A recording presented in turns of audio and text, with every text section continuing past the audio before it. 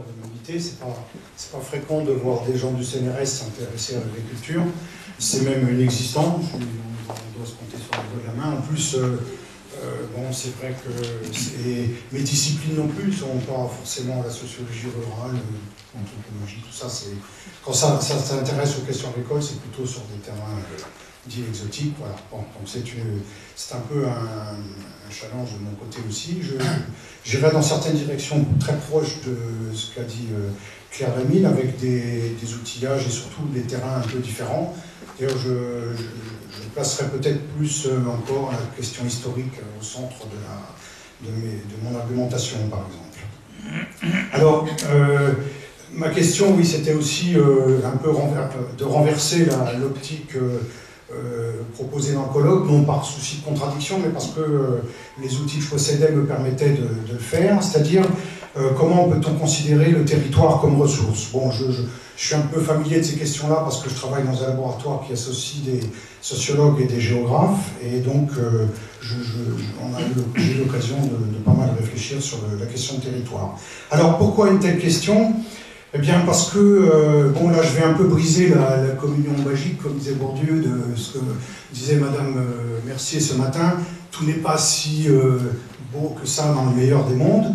Et on observe certaines disparités, énormes d'ailleurs, entre les départements et les régions en France, en ce qui concerne le développement du bio. C'est-à-dire, tant qu'on est dans une approche plutôt macro et de filière, on a des tendances qui rendent optimistes, mais dès qu'on se focalise sur les territoires, en particulier à l'échelle régionale ou départementale, voire locale, les disparités sont importantes. Alors, bon, pour dire très vite, le bio en France, c'est plutôt une question de sud que de nord, ça c'est très clair. Les surfaces, le nombre d'exploitants reste depuis maintenant une trentaine d'années désespérément faible dans les grandes plaines céréalières du Nord, hein, on va dire de France, Picardie, Haute-Normandie, dont je parlerai un peu. Et puis, le bio est plutôt une affaire de relief que de plaine, c'est-à-dire que dans les régions mixtes, on a, l'Alsace par exemple, on n'a absolument pas de développement du bio dans la plaine, mais on a un fort développement dans le relief. On pourrait dire la même chose en Auvergne, je ne sais pas ici, ça semble moins évident. Bon, mais oui, j'en parlerai justement. Et donc, je me suis intéressé à ces terrains où, paradoxalement, la question environnementale est très importante, les régions de grande culture, érosion des sols, situation très dégradée de l'eau, problème d'emploi aussi, de mécanisation accrue, de concentration des exploitations. Et c'est dans ces régions où les besoins de l'agriculture bio se feraient les plus pressants qu'elle est la moins présente. Donc il faut sûrement encore travailler ces questions-là pour voir comment les territoires fonctionnent. Alors, pour ça, il faut, à mon avis, envisager la question du contexte. Et c'est cette question que je vais un petit peu développer. Alors le contexte, c'est trois choses. D'abord, c'est une configuration, au sens où le dit le sociologue Norbert Elias, c'est-à-dire une dynamique, ça a été dit ce matin, une dynamique de regroupement d'individus sur un territoire donné pour un projet commun. Bon, l'image serait un petit peu le match de foot. Hein. Vous avez un territoire donné avec des acteurs qui se disputent des places et qui ont un enjeu, mais qui participent à un jeu commun qui est, par exemple, le développement de l'agriculture. Donc il y a des tensions, des conflits, il y a surtout une dimension locale très forte. Et ce que je vais dire là, c'est ce local, il nous permet absolument, évidemment, pas de généraliser, mais au moins de poser certaines questions, et notamment celle de l'historisation des processus de développement. Alors là, je vais prendre un exemple très curieux sur lequel on avait travaillé avec des collègues de l'INRA en Alsace. La région de l'Alsace-Bossu, c'est-à-dire le nord de l'Alsace traditionnellement laitière, s'est massivement convertie à l'agriculture biologique par le biais d'une coopérative, d'une filiale de Lactalis, donc un processus très institutionnalisé. Et ce qui intéressait les collègues avec qui on travaillait, c'est qu'à quelques villages près, du côté lorrain par exemple, on n'avait aucune conversion. Et en fait, en travaillant à partir d'histoire de vie, qui est ma méthode de travail, c'est-à-dire d'enquête prolongée auprès des agriculteurs ou des acteurs, on revient discuter, on approfondit les questions de formation, de transmission d'exploitation, de transmission des savoirs surtout. On s'est aperçu que ces villages de l'Alsace bossue avaient une identité autour de la question de l'herbe qui reposait sur deux facteurs. D'abord, une pratique intensive de l'autonomie liée à des périodes historiques difficiles de passage d'armées diverses depuis le 19e, enfin diverses surtout deux principalement, et puis aussi un positionnement identitaire par rapport aux agriculteurs de la plaine, et donc avait développé une technique très accrue de la culture de l'herbe, tout simplement, de sa gestion, donc on avait là, et ce qui faisait que le passage au bio, pour eux, n'a posé aucun problème, était même une valorisation nécessaire de traditions qui dataient du 19e siècle. Voilà. Donc on a là un exemple de terreau historique fort, dans la même région, toujours dans le relief, chez les viticulteurs.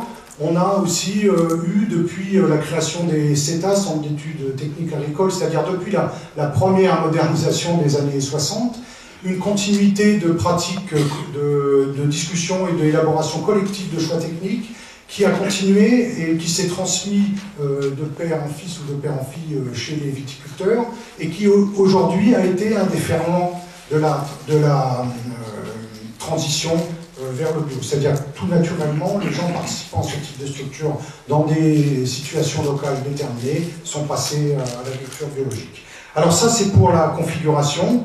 Donc, mais pour dire que ce local n'est pas figé, qu'il ne faut pas le concevoir comme un isolat, en fait le local, il est aussi, c'est la deuxième définition du contexte, il est aussi question d'échelle. C'est-à-dire qu'on a de plus en plus, et on l'avait aussi par le passé, c'est pas nouveau, le développement d'agriculture bio s'insère dans des niveaux d'intervention politiques notamment qui sont de plus en plus diversifiés, départements, régions, nations, Europe.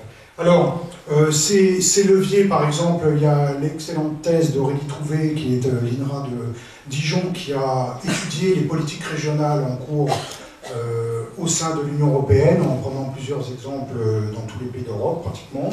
Et elle a dégagé 4 axes d'intervention possibles pour le bio. C'est la valorisation des externalités environnementales, qui est un des leviers. Le deuxième, c'est la valorisation par le développement rural intégré, c'est-à-dire l'organisation de circuits, de réseaux de producteurs, par exemple. 3, qui est classique dans l'économie, c'est la limitation des coûts de production, donc des aides publiques pour limiter les coûts de production. Et le 4e, c'est la compétitivité par la question de la qualité ou de la production ou de la commercialisation. Alors, certaines régions, en France notamment, adoptent soit 1 ou 2 ou 3 facteurs. Et alors là, j'ai pu observer dans mon autre terrain, le Pays de Caux, donc en Haute-Normandie, une zone où la terre est la plus chère de France, de grandes cultures, où les bio sont très marginalisés, très peu nombreux, 18 sur l'ensemble d'un territoire qui équivaut à un demi-département, donc dans des productions en dehors de la grande culture, tous, arboriculture, maraîchage, vin, réhabilitant parfois réutilisant le patrimoine local pour relancer des productions anciennes, qui leur fournissaient une forme de niche. Et dans cette région, le Conseil régional a mis en place, comme partout ailleurs, une stimulation du bio par la restauration scolaire. Et il s'est avéré que le faible nombre d'agriculteurs bio n'a pas permis de remplir les conditions pour fournir localement les restaurants. Donc le Conseil général, régional et général, les deux étaient impliqués, a décidé d'ouvrir à d'autres catégories d'agriculteurs et a appelé ça les bons repas d'agriculture durable, donc a mis en place par le biais de CIVAM, des relais locaux d'animation, des processus de sélection entre guillemets autour de critères de durabilité. Et puis a associé aussi les productions fermières. Alors, le souhait de cette politique est louable, simplement ça a créé, peut-être par manque de connaissance du contexte local justement, des effets de concurrence, de distorsion et de conflit entre les différents groupes d'agriculture alternative, en l'occurrence les bio, les durables et les fermiers, pour dire très vite. Donc on a parfois, mais ça toute homme politique doit le savoir, il y a des effets pervers des politiques menées, mais en tout cas ces questions d'échelle sont parfois sujets à des distorsions et des complications ne sont pas forcément des panacées. Enfin, le troisième facteur, les ressources. Là, nous touchons donc à un problème dont a parlé Claire tout à l'heure, c'est-à-dire le volet un petit peu transversal de l'agriculture biologique. C'est son côté peut-être plus que d'autres types d'agriculture à aborder différentes facettes et à être porté par différents acteurs de la société à partir de questions qui ne sont pas des questions uniquement agricoles. Voilà. Donc c'est plutôt la faculté de cette agriculture, non pas à se particulariser, à se montrer comme une forme de communautarisme, mais à interroger la société en général sur ses propres productions agricoles et ses enjeux futurs. Donc un enjeu de ressources citoyennes. Très bien, merci beaucoup. Juste une petite question là pour compléter votre intervention. Est-ce qu'on a des éléments, est-ce que les sociologues travaillent sur un peu l'impact culturel ou en tout cas psychologique chez les agriculteurs conventionnels, notamment dans ces zones où le bio est très peu développé, où on a par exemple des rendements très très élevés, où on n'envisage pas nécessairement une chute des rendements dans un premier temps, quand la technique n'est pas encore bien acquise, etc. Est-ce qu'on peut mesurer aujourd'hui quel est le facteur blocage presque psychologique, qu'on peut d'ailleurs comprendre pour des producteurs qui ont fonctionné pendant des années sur un mode et pour qui le bio serait vraiment une révolution peut-être trop grande, trop importante? Alors est-ce que le facteur est tant psychologique que ça? J'en suis pas sûr. Je crois qu'il est plutôt quand même, il faut le reconnaître, économique.